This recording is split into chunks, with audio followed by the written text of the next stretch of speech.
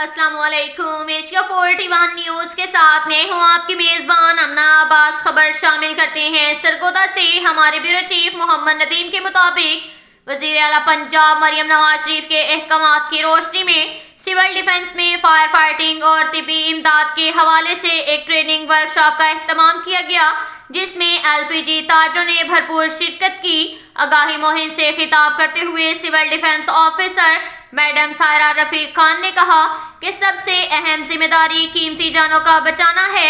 معمولی سی لاپرواہی بڑے حادثے کا سبب بن سکتی ہے، جس کو روکنا ہم سب کی ذمہ داری ہے۔ تقریب سے خطاب کرتے ہوئے LPG صدر ملک ارشد، جنرل سیکریٹری میاں شکیل طاہر نے کہا کہ اس طرح کی آگاہی ورکشاپ کا ہونا بہت ضروری ہے، جس میں بہت کچھ سیکھنے کا موقع ملتا ہے۔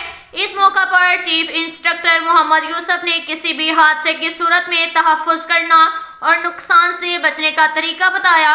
BD کمانڈر محمد ریاض نے آگ بجھانے کے آلات کے متعلق آگاہی فراہم کی۔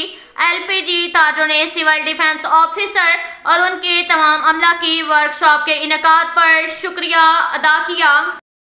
اس کے ساتھ ہی ایک اور خبر شامل کرتے ہیں سرگودا سے۔ ہمارے بیورو چیف محمد ندیم کے مطابق انٹر ڈویژن کھیلتا پنجاب ہاکی ٹورنامنٹ کی افتتاحی تقریب علی عامر ہاکی گراؤنڈ سرگودا میں منعقد کی گئی، جس کی مہمان خصوصی اسسٹنٹ کمشنر آمنہ احسان تاڑر تھی، جن کا استقبال ڈسٹرکٹ اسپورٹ آفیسر سائمہ منظور، تحصیل اسپورٹ آفیسر شہریار سیال، تحصیل اسپورٹ آفیسر عظمت اقبال اور شیخ فاروق نے کیا۔ اس موقع پر اسسٹنٹ کمشنر آمنہ احسان تاڑر کو تمام ڈویژن بھر سے آنے والی مہمان ٹیموں کا تعارف کروایا گیا۔ ٹورنامنٹ کا افتتاحی میچ فاطمہ کلب سرگودا اور دانش کلب میاں والی کے درمیان کھیلا گیا، جو دانش کلب میاں والی نے 2-3 سے جیت لیا۔ اس موقع پر اسسٹنٹ کمشنر آمنہ احسان تاڑر کا کہنا تھا کہ اسپورٹ کے ایک نئے دور کا آغاز ہو گیا ہے۔ کھیلتا پنجاب گیم میں نوجوانوں کو اپنا ٹیلنٹ سامنے لانے کا بہترین موقع فراہم کیا گیا ہے۔ پنجاب حکومت تعلیم کے ساتھ ساتھ کھیلوں کے فروغ کے لیے کوشاں ہے، جس کا عملی ثبوت کھیلتا پنجاب مہم کی صورت میں ہے، جس سے بچوں کی جسمانی صلاحیتیں اجاگر ہوں گی اور بچوں کو قومی اور بین الصوبائی کھیلوں میں حصہ لینے کا موقع بھی ملے گا۔